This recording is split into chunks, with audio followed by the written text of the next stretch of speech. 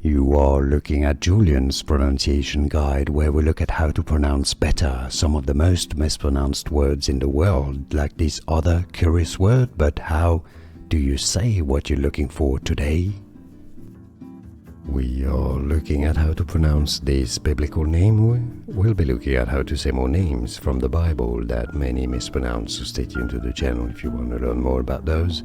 Terah, Terah, Terah, it's easy, Terah. And now you know. Like this video if you found it useful. Appreciate the support, it helps a lot. Thanks for that. More videos for you here to learn more. See you there. Thanks for watching.